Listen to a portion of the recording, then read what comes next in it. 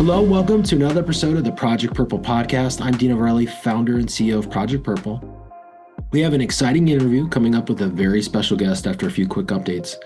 Since 2010, we've contributed over $4 million and counting to pancreatic cancer research efforts. We've also allocated over $1,500,000 worth of aid to more than 1,500 patients and families through our patient aid programs. Your monthly or one-time gift can improve patients' lives through research and assistance programs. You can donate now at projectpurple.org. Pancreatic cancer does not rest, and neither will we. Your support is truly appreciated. If you're looking to get involved in one of our events, whether that means joining a run team, participating in a virtual run walk, group fitness, golf, or anything else you can think of, visit projectpurple.org/events to learn more. Without further ado, let's meet our special guest today on the Project Purple podcast. Coming to us, I say a lot of quirky things here on this podcast, but this is one of my, I always say all the way, but you're not that far, Jon. Jon Fox coming to us from Staten Island, which is like I don't know, I don't have a good analogy, but I know before we hit record, we were talking about, we're recording this right before the New York City Marathon, and we'll have 85 of our runners will start in Staten Island and the New York City Marathon on Sundays. So, welcome to the Project Purple podcast. Thank you so much, Dino. It's really good to. So, Jon, this is really your opportunity to kind of share with our community your story, your journey.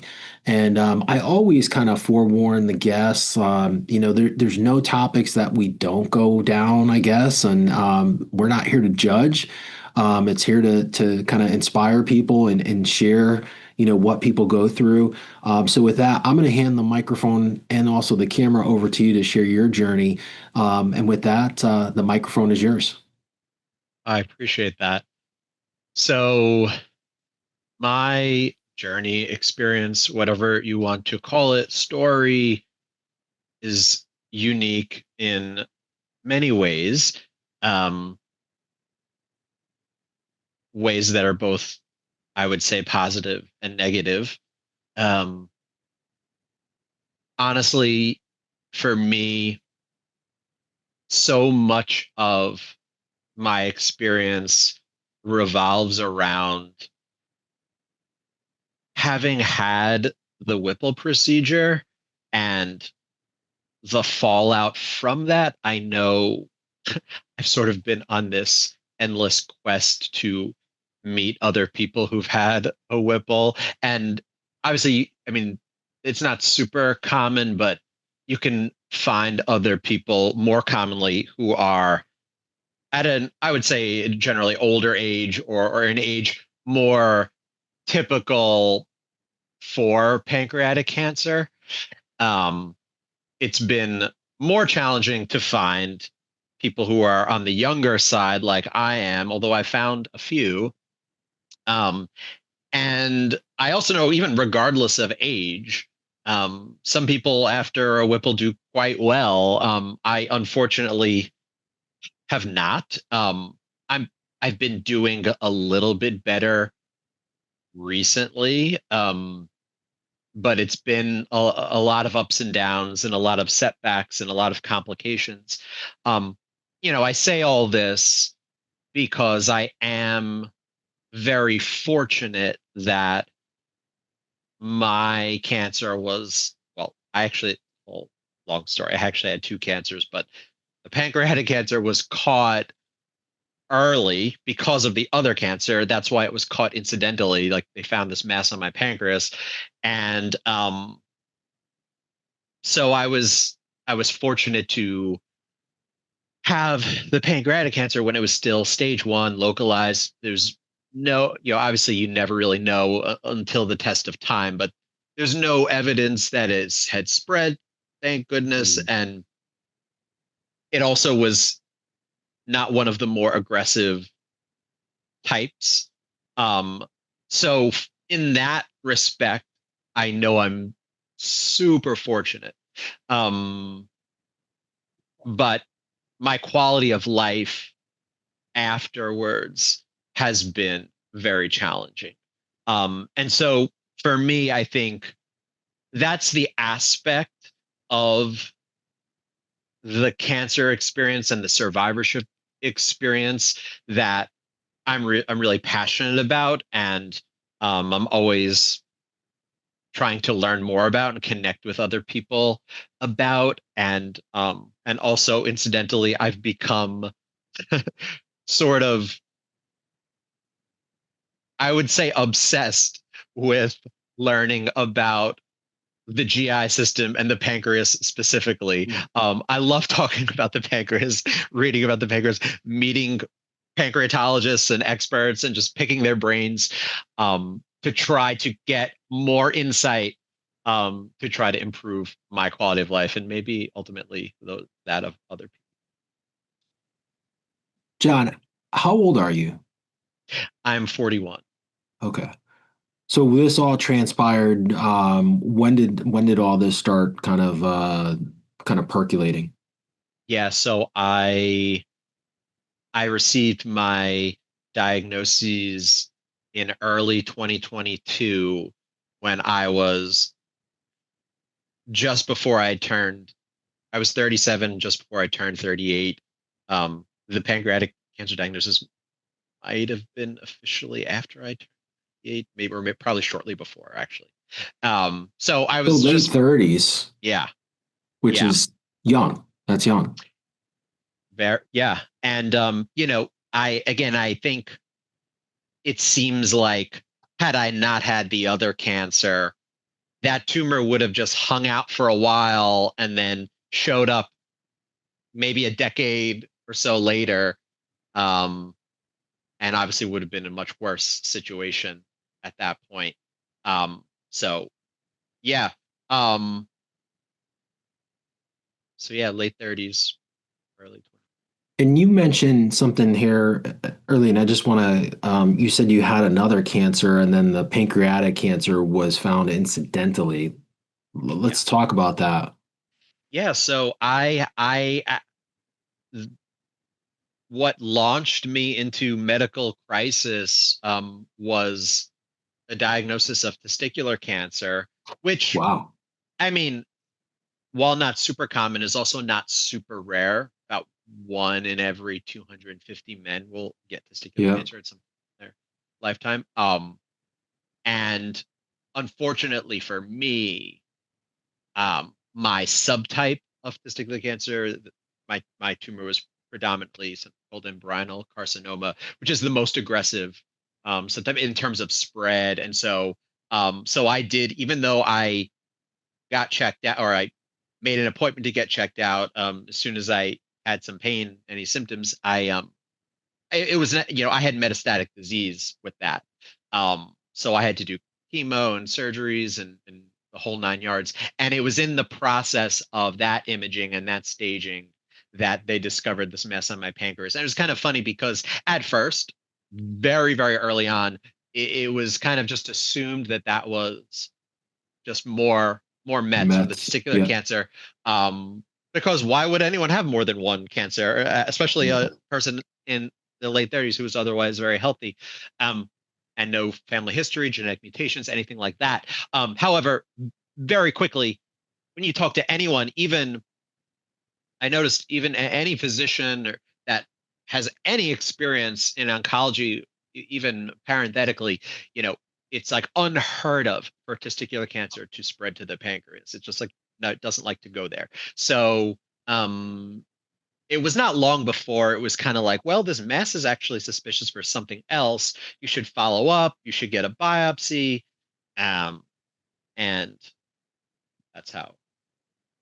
So for the audience listening and watching, so you go down this journey of testicular cancer, and then how soon do you get this news like, hey, there's something on your pancreas, but it's not testicular cancer, more than likely you should get it checked out? So I actually, something like 3 days after my testicular cancer diagnosis, I had my CT scan, and then that night or something got the report in my Mhm. chart. And that's when they noted something on my pancreas. And they even said on that, suspicious for neuroendocrine tumor or something like Mm, that. hmm. And but it was very preliminary and like I don't know. Um, and then in the course of I was in and out of the hospital, complications and things, and I had further, CT scans, and they're like, "Oh, it looks bigger now." And at some point while I was in the hospital, inpatient, like being treated for the testicular cancer, we decided to also do a biopsy of this, um, and the biopsy confirmed that it was a pancreatic neuroendocrine. Uh, so So now, you were diagnosed with the neuroendocrine. So was that something that you weren't aware of prior to the biopsy then? well, I remembered that they had said on that first CT scan report suspicious for that, but Yeah. I had never heard of what Yeah. Yeah. neuroendocrine Yeah. cancer And was. and in this space, there's the adenocarcinoma and then there's the neuroendocrine. And quite frankly, John, I don't think, either is good. Let's put it at that. But I think there's some people that will say, well, neuroendocrine is the better of the two. And I'm like, well, I don't think that's personally. I mean, I guess statistically, we can look at some of the data. But I will tell you from talking to experts and then talking to people with neuroendocrine cancers, and in particular with pancreatic cancer, those tend to be a little bit more sometimes, as aggressive as the adenocarcinoma. I think some of the treatments are clearly different. But I guess the point here is we I don't want to make it sound like, hey, it's neuroendocrine. You're good, Like, and I think sometimes, that's where I think the space goes sometimes, and I don't think that's the case. Like, we don't look at it that way here at Project Purple. We're supporting patients with pancreatic cancer, whether it's neuroendocrine or adenocarcinoma, it doesn't matter. I know the treatment protocols are, I wouldn't say vastly different, but they are different, because there are certain medications that work better with neuroendocrine. But then, you look at the adenocarcinoma, like you have some genetic tumors that work really well with certain types of treatments that, don't respond. Those treatments don't respond well to the sporadic risk, population out there that just get the disease because we don't know yet. So it's still a serious diagnosis, regardless of the tumor type, I guess is what I'm trying to say here. Very long-winded. No, yeah, I really appreciate you saying that. And it's interesting for me to hear your perspective on that. Because I think I agree in many ways. And I don't often hear that expressed. I mean, I guess these things are so rare that it's not like there's much opportunity for an opinion to be declared about this. But Yeah. I mean, I will say strictly from, a statistical point of view, like you mentioned, I would say like, oh, adenocarcinoma is a lot scarier. But with that said, I mean, I have met some people who had pancreatic adenocarcinoma and seemingly cured now. Rare, Yeah. it's not common, but I've never met and who had metastatic disease. I've Yeah. never met anyone or known anyone who had metastatic neuroendocrine who then went on to be cured. Yeah. They've had periods of I know people who've had periods of remission, but so it seems like it can be more stubborn, has the potential to be a little more slow, but also more yeah, it's very nuanced and there's a lot we don't know. So I appreciate Yeah. you and Yeah. No. yeah, I also they're like, oh well, it's the proliferation rate's only 1%. So I even there was a part of me that felt like, well, what should I even have the Whipple procedure? I was very hesitant, and even obviously in some of my lowest moments, um, afterwards in survivorship, I often felt this deep sense of regret. Like maybe this was a mistake. Maybe this tumor would have just hung out there, not doing much for a long time, and my quality of life would have been vastly better. I don't think that's necessarily true that, but it definitely makes it. I was looking for any excuse to not have the Whipple procedure, let's put Yeah. it that way. And but I was, it was difficult to find one. Yeah, we'll talk about that in a second. And I know we've had surgeons on about the Whipple. I mean, I guess I'll leave you with this.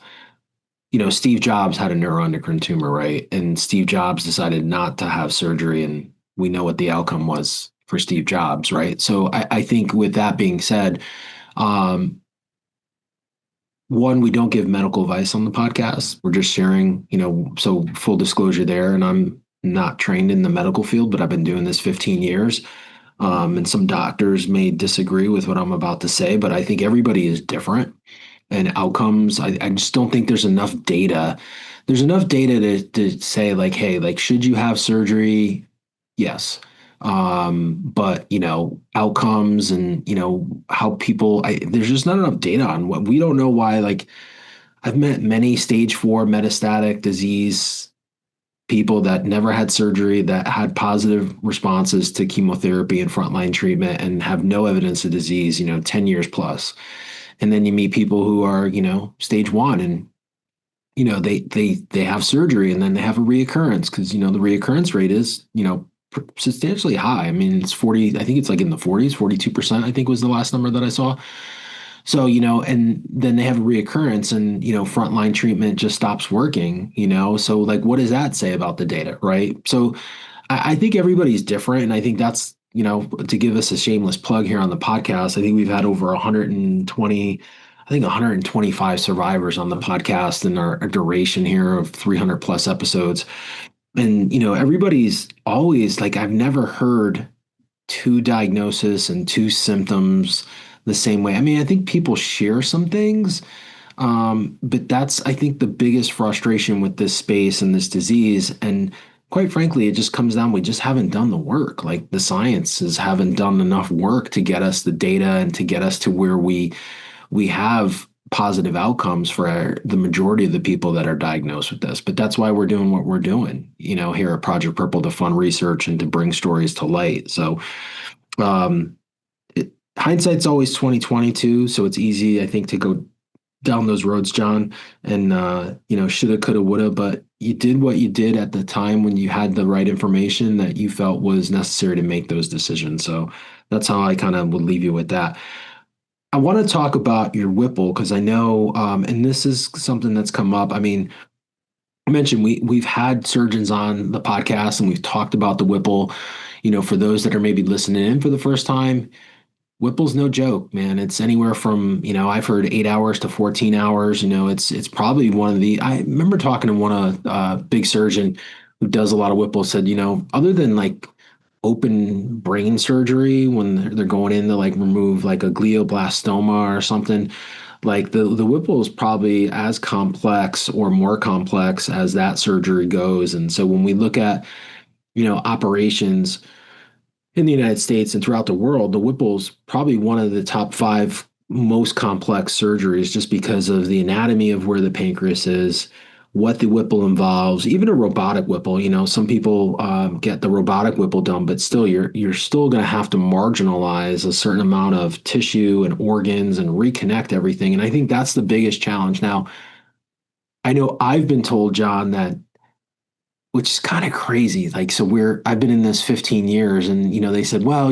like success rates of Whipples in terms of success, meaning cancer's out, but then everything is functioning has risen, but there's still a lot of complications. And I know just in the last 5 years, I have had many friends, people that I've become friends with that have had Whipples that have had disaster Whipples, like whether it's been these ulcers, bleeds, just things not being reworked properly. And so for the audience listening, that if this is the first time you're hearing this term Whipple, and we're going to get into your experience here, it's just a really, really complex operation because once they marginalize that tumor and they have to get clean margins around the tumor to ensure that they get all of the cancer, And where the pancreas sits, it connects, it's very close to your GI tract, your small intestine, your large intestine, your stomach, your liver, your gallbladder, and your pancreas.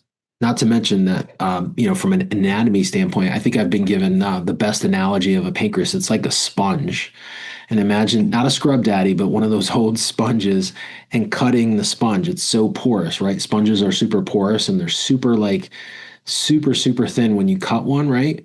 Yeah, a healthy pancreas is very soft, which makes it more difficult to suture and all Correct. those. So you have, it's just a really, really, not only from an anatomy standpoint, but also from a functionality standpoint. I think a lot of people miss that too, where we'll probably talk about here in a second, from just a dietary standpoint, how important the pancreas is in aiding digestion, which we need food to live. So now you mess with that whole system. You mess with your entire GI system.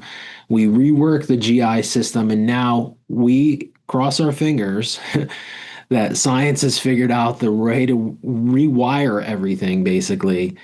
And sometimes that goes really awry and off in a totally different direction because everybody's body's different. People are in different physical conditions too. Like everyone thinks like, oh, like my insides are like your insides. No, that's not the case. Like everybody's in a different physical level. Everybody's in a different digestive level, possibly, not to mention allergies and all the other stuff that comes along with digestion and food and what we can eat and what we can't eat. So I know that was really long-winded, but the Whipple is no joke. And again, it is real. I think it's top like three. I've heard top five. It's frequently listed as number one on the list of most complex cancer surgeries.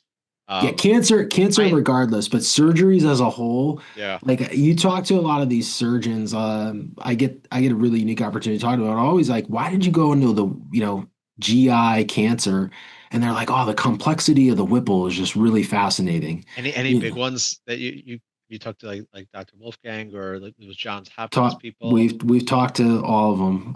But I always ask that question, like, why did you get into this? Like, why did you get into surgical oncology and in particular pancreatic? And I will tell you, it's always Challenge. kind of interesting. It's that challenge. It's that Yeah. challenge. They all say it's like, the challenge, like it's a really, really hard surgery, Yeah, and and it's I've complex. seen so many times HPB surgeons frequently get promoted to head of hospitals. Actually, my Whipple surgeon actually was just promoted to the head of the cancer hospital. So yeah, I don't think that's coincidence. Often it's like the people who are doing the most challenging thing there is to be done in the space, in a space where there's lots of challenging things, and obviously they need to be quite competent in order to do these at in a high volume. Absolutely. So let's talk about, so you go back to where we were with your journey. So you get this diagnosis. And now you become a Whipple candidate because of where you are in the diagnosis.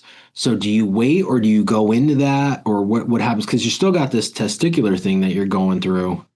Yeah, so wow. So one factor was that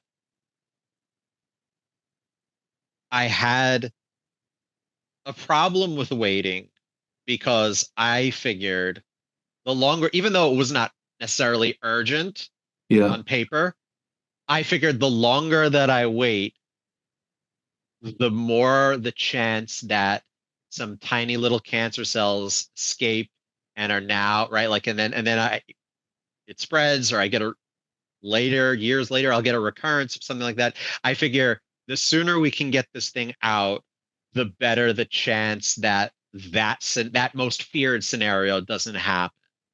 Um, so that was a big factor. The other thing was the testicular cancer was did take priority because that was, actively aggressive, life-threatening disease that needed to be first fiddle. But my Whipple surgeon actually came up with this idea that I ended up doing because I needed to have another very major complex difficult surgery for the testicular cancer called an RPLND, retroperitoneal lymph node dissection. And so he's like, well, and I actually had that done by, a very renowned surgeon. And my Whipple surgeon said, let me talk to him. If he thinks it's safe, maybe we can do both surgeries at once, right? Because it would be a very similar incision, the big Mhm. line down the abdomen. I actually have one of my radiation oncologists said, I think you have the longest scar I've ever seen in my entire career because it's a bit further up on the top part than, Um, say just RPL&D, and it's or because of the Whipple, and a bit further down on the bottom part because of the RPL&D. Because so it's I just thought it's anyway. He talked. It turns out that's what we did. So I had these two, like a two for one. My wow. RPL&D surgeon scrubbed in, did that, scrubbed out. Then my Whipple surgeon did the Whipple, and so they both kind of did each of their surgeries in kind of record time. But between the two, it was still like a 7.5 hour operation. Wow. Um, and so that was, yeah. So I didn't wait. And in retrospect, thank goodness I didn't, because with how brutal the recovery was, I don't think I would have. I I really worry I wouldn't have gone through with having the second operation shortly after. I would have been like, I'll Yeah. just die. Like, I'm not doing that again. Um, Well, so Whipple's, I mean, I'm not familiar with the RPLD, but I mean, I've had friends that have had, I had a very good friend who had very serious case of testicular cancer and had to have surgery. He was in Connecticut and went into the city to have it done. And he was in the hospital. He was in ICU for a couple days. So I'm not sure if that was similar. probably was an RPLND. He probably Yeah. had it with the same surgeon that I. But the Whipple, though, I mean, I know, my dad had a Whipple 15 years ago, and he was in ICU for I think 4 days. But I know now they really try to get people up and walking Yeah, sooner I was than only in later. ICU for like a day, I think. But still, though, like to your point, and I know we don't want to like get too graphic, but like think Oh, about I'll like that go as in graphic as you want. no, no for the audience, not Oh, for us. gotcha. But from an incision, think about like your whole sternum, like that whole stomach section. And again, from an anatomy standpoint, they're moving everything out of the way to get basically to the back of the spine, right? Because the pancreas Oh, sits right on the spine. So it's behind your stomach and your intestines and everything. So they got to pull all that stuff out. oh, and aside from the Whipple part of the RPLND, I read the operative report. Part of that procedure, because it's also the back of your abdomen, and so they actually. Oh, we are going to be a little graphic for this. Yeah. They take your intestines and put it on your chest while Yeah. it's Yeah, so it's just similar to so like just the trauma, again here of from a body standpoint, from a physiological standpoint internally, and just anytime, think about it, like hey, you bump your knee in the night going to the bathroom and right. you wake up the next morning, you got a welt, everybody's body's different. So just think about the trauma that's experienced internally, not to mention that you do have this surgery that is, reconnecting and removing, the body has this fight or flight, right? Like your body goes into, that fight or flight. And, anytime that there's, foreign bodies or, like an illness, it's going to fight. So just think now you're having two major surgeries. Your body goes into this automatic fight and flight. And granted, you're getting antibiotics and everything, all the drugs and medications, but still, like there's a lot of trauma to the body. My point here is telling the audience, like when you have these Whipples and then you throw this other super complex surgery on it, it's a lot. Yeah, it was So you get through that. And I know you said like, you were in ICU for a day, but then how does like, I know you mentioned there's been a lot of complications. So let's talk a little bit about that. yeah. So about 6 to 9 months after my Whipple, my First 6 weeks were hell. Hmm. Wouldn't wish it on my worst enemy. After that, I really started doing pretty well. Um, and the first 6 months or so, I was things weren't perfect, but I said, okay, I see things getting better. I feel optimistic. I was eating pretty well. I don't know what happened.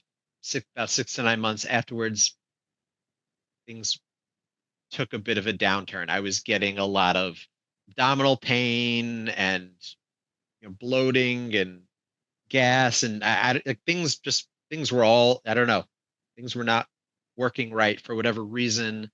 Um, and honestly, I won't dwell on this point, but something you said earlier stuck with me, and you heard all these stories of people, and we've had Whipples and things gone awry, and I really wonder how much of it is the operation itself versus the care afterwards, or the lack of care afterwards, or the lack of supports, the lack of guidance, the lack of education.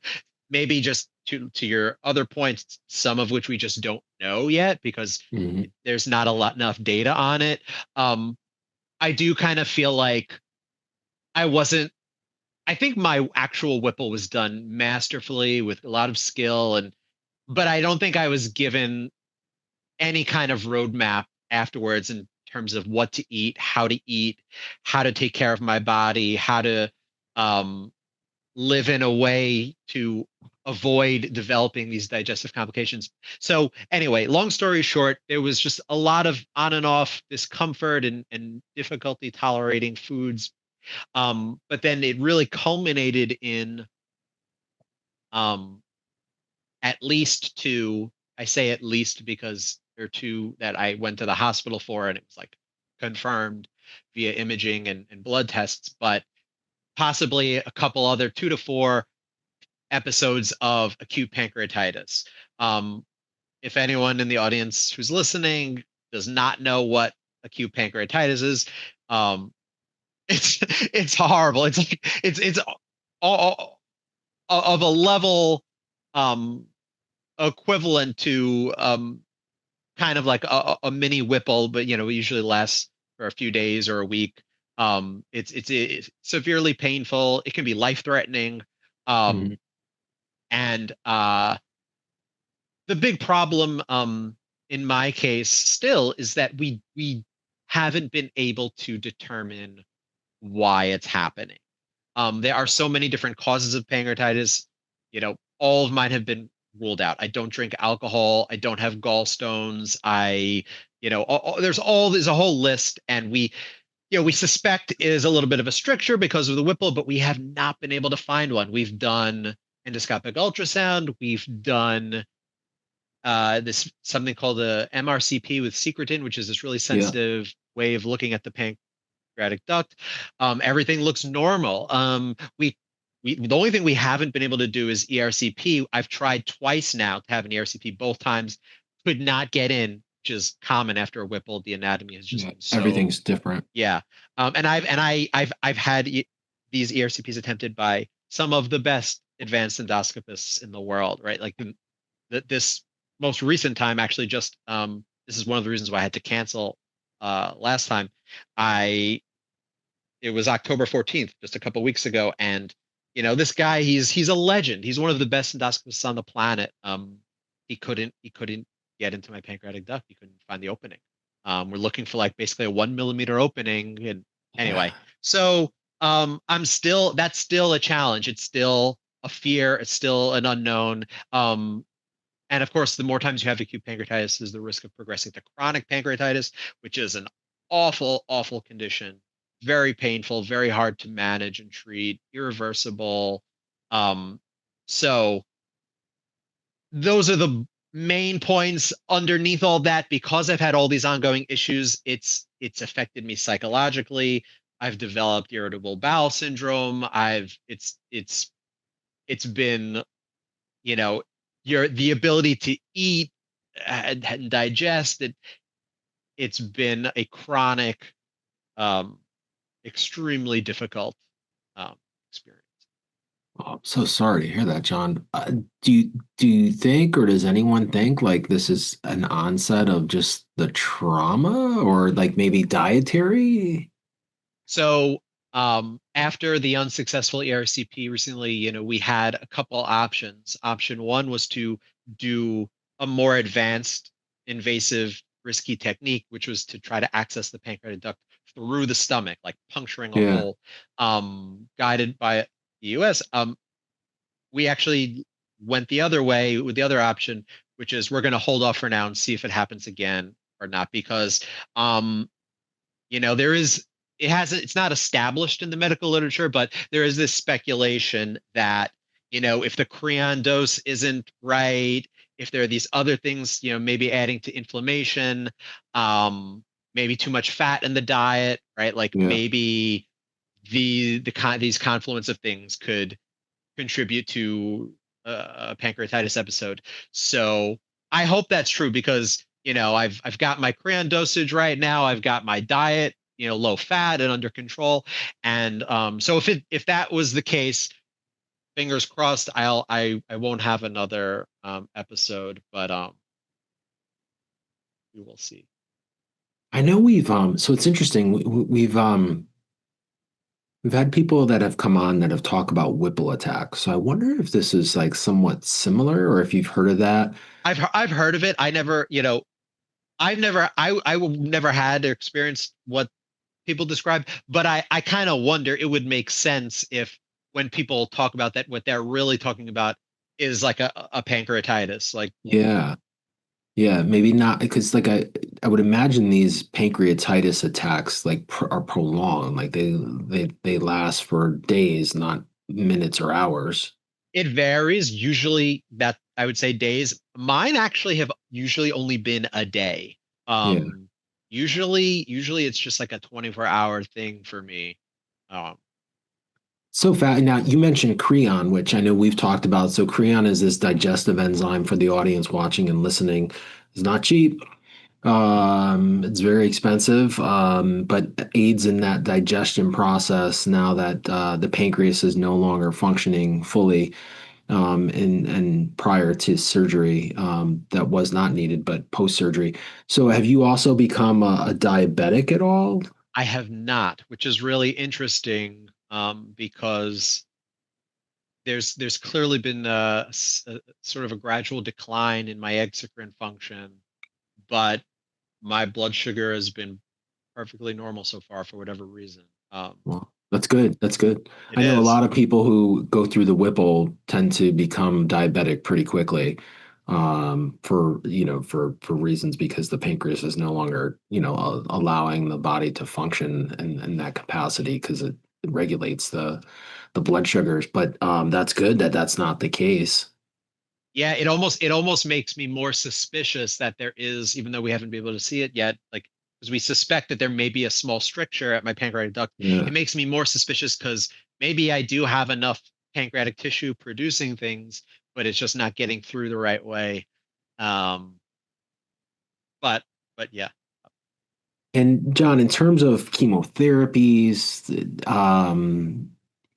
so this was back when you were 37, 38. So now we're fast forwarding, um, what, Uh, 3 years here. So, yeah, and then 6 to 9. So really like the last 2 years, you've kind of dealt with this issue. Is that right with the timeline?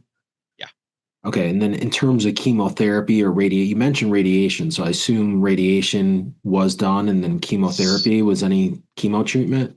So the radiation was actually not for any cancer itself. It was because my ginormous incision and scar, again, as another stroke of bad luck, developed a really massive keloid.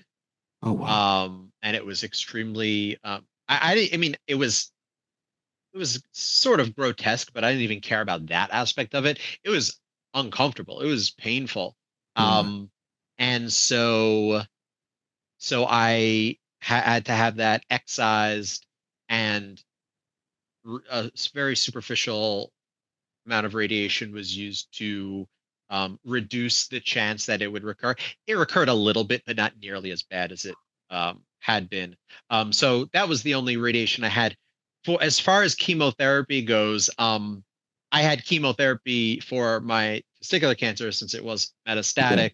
Um, I did not need, other than the Whipple, I did not need any treatment for the pancreatic cancer. It was truly a local, not non-aggressive, non-advanced tumor that we, fingers crossed, hope was just all right. We cut it out before it exercised its malignant potential. So now you've got the complications still from the Whipple that you're getting through, but screening every 6 months because of both cancers, like how does that look? And Yeah, it's actually so confusing to me because it's I sort of two different schedules and protocols, and yeah. sometimes they're like, well, oh, you did a scan with that, so I guess you're good for this time, but they don't always coincide. um so it's just easier to talk about them separately. So for the testicular cancer at this point, I saw my oncologist last in July, I want to say, and he was like, all right, at this point, we can do 6 months or a year. I said, I'll take the year. So I don't know if that how long that's going to be, if that's, but so I'm down to a year for that, and that actually that screening is quite minimal because there's some blood work for the tumor markers, and they don't even really need to do imaging. They do a chest X-ray because I had all those retroperitoneal lymph nodes taken out, which would be the landing strips in my abdomen. Mhm.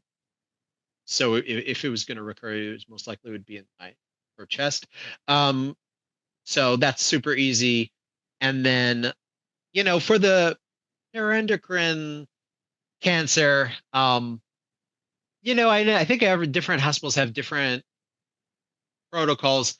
Mine they do every 6 months for 5 years, Mhm. and then they release you. I have my own opinions on that. I don't, but yeah, who am I? Well, I know patients have we've heard patients advocating to continue to do their I surveillance, and I think it should. I'd be interesting if they give me the option. I think it should be. I think after 5 years saying, all right, you're done. I think there should be the option to at least continue for, yeah. because you do sometimes see a 8 year recurrence, or, um, I always I, tend to say what the patient feels most comfortable with. You've got to advocate for yourself. I've never heard anyone say, "Hey, I asked." Like we just was talking to a survivor, and she said, "Yeah, like I still go," and she's 12 years out. They still go a year.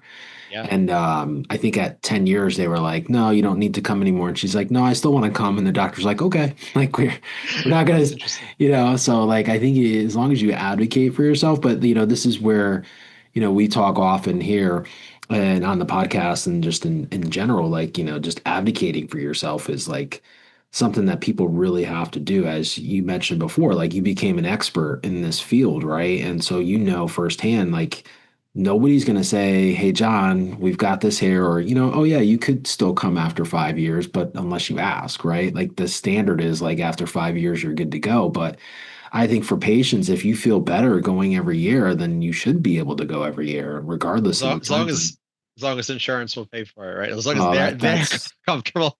yeah, that's the other piece to it, which is another day, another podcast, John. Um, Amazing story here, John. And I've got a couple questions left here for you. And then we're going to turn it over to you to share where our audience could connect with you, if someone wants to talk to you a little bit more. I know you mentioned family history and everything was negative. There was no genetics. Sometimes we do see neuroendocrine tumors. I'm sure you know this, like they are familial. So, um, given what you've gone through, which is a lot with this pancreatic cancer, what would be some of like the advice that you would give to maybe someone, in a very similar situation with pancreatic cancer, not in a situation where they have two cancers, but maybe someone who just got diagnosed and has a Whipple, maybe they're a Whipple candidate, and maybe some of the things that, you didn't really think about. But, again, this isn't for, exercise of beating yourself up, but just more Yeah. providing kind of guidance and advice given your experience. Yeah.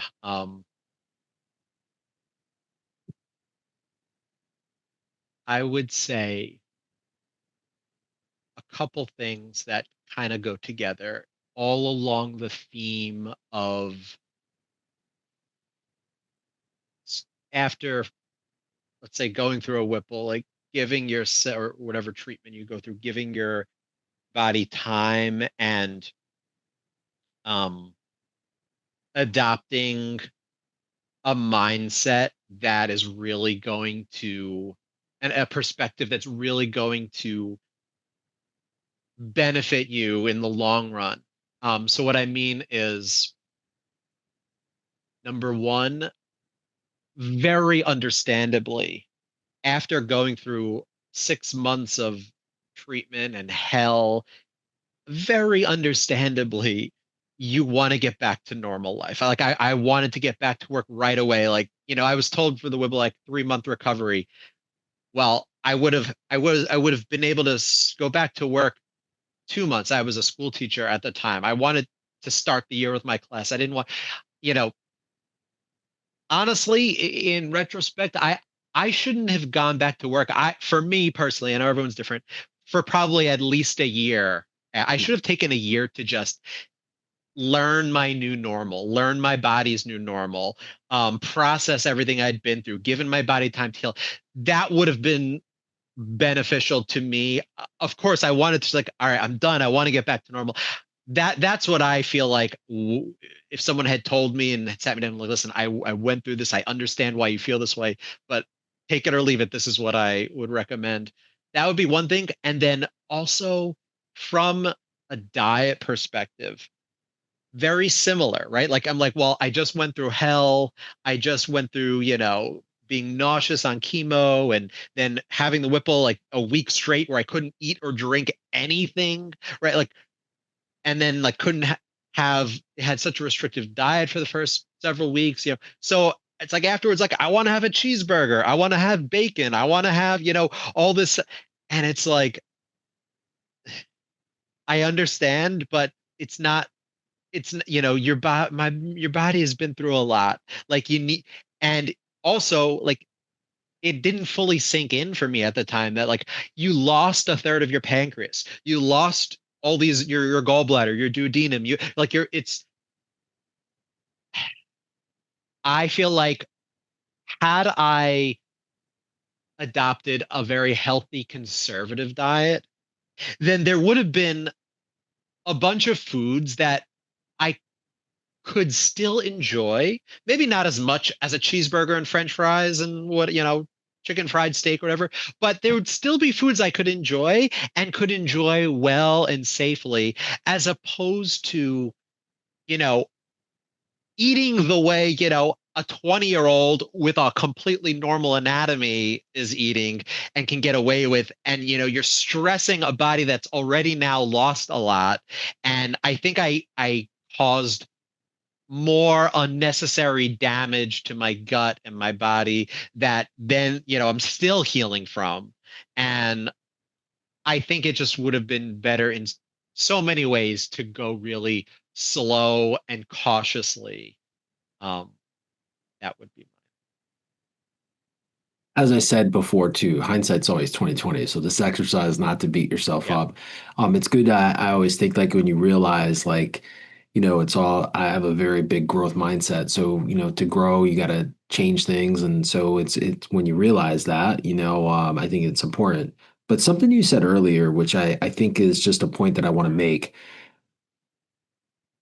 medical professionals, it's in particular like oncologists and surgeons, are not health, like diet and health experts by any means. My So Whipple surgeon said, "Oh, you eat whatever you want. You want to eat yeah, fried chicken? Go ahead, go for it." yeah, So I was like, "All right."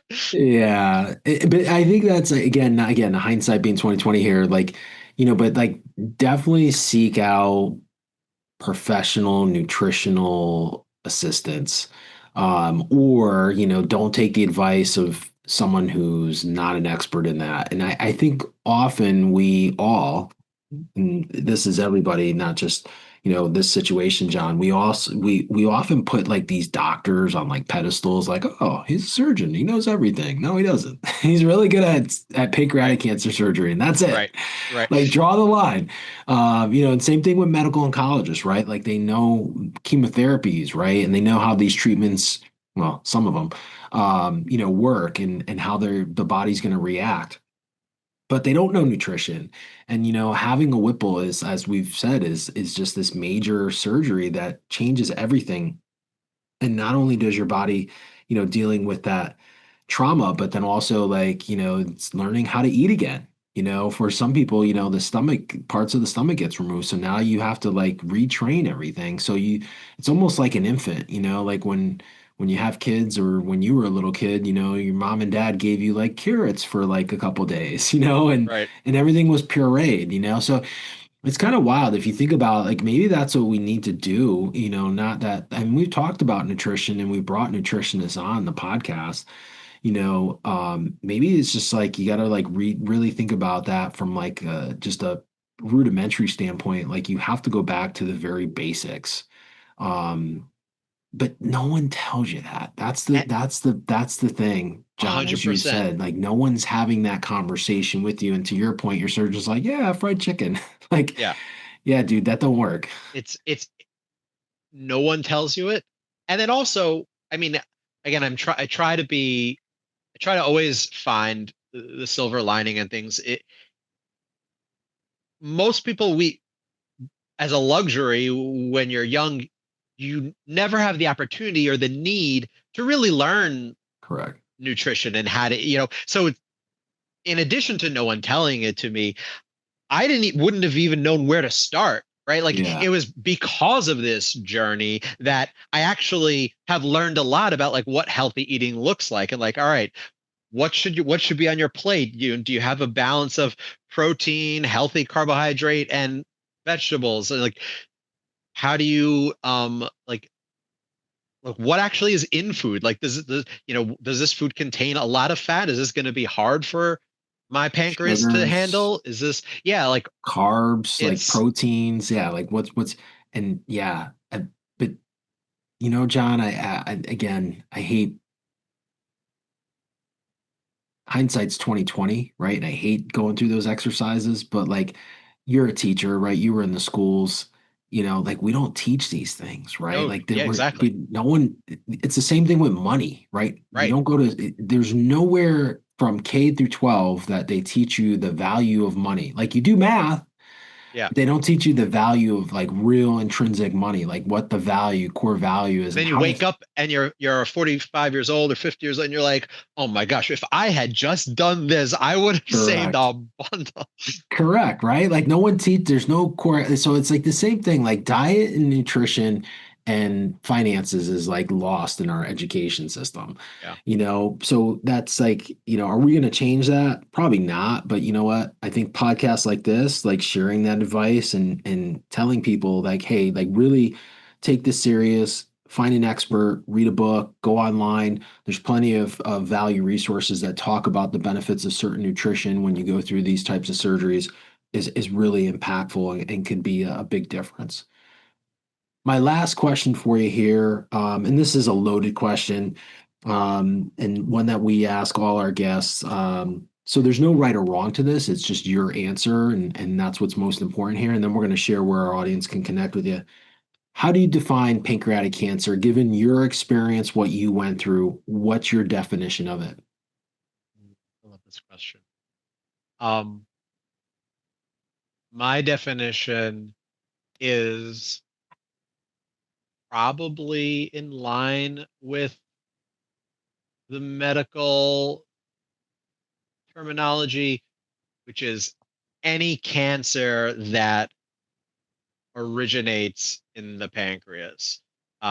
So if your primary tumor is adenocarcinoma or endocrine, I've known people who've had sarcomas in the pancreas of all things. I think you've now developed a disease, a cancer in your pancreas that requires treatment, which any cancer treatment, whether it's chemotherapy or surgery or the combination thereof, it's obviously something that's going to have lasting impacts and is a threat and a challenge and a difficult obstacle and a source of adversity. And so I think whatever the histology of your tumor or disease is, if it is, located in the pancreas, not just as an incidental spread from somewhere else, I think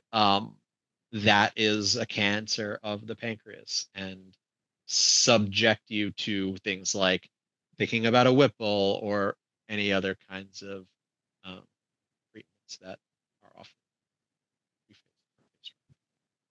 Perfect answer and very well said, John. For our audience listening at home, where's the best place if someone wants to email you or connect potentially, or maybe follow, ask you a question? Maybe someone's got a very similar diagnosis, as we said, and maybe they want to reach out and learn more. Yeah, so you can absolutely feel free to email me. It's a very easy email address to remember. It's just Jon the Fox, JONTHEFOX @gmail.com. You can also reach me on Instagram, Mr. Fox Teacher, MRFOX Teacher. I would suggest following me first instead of just sending me a message. Otherwise, it sometimes goes to that spam thing. If you email me, put the subject like Whipple or pancreatic cancer in the subject.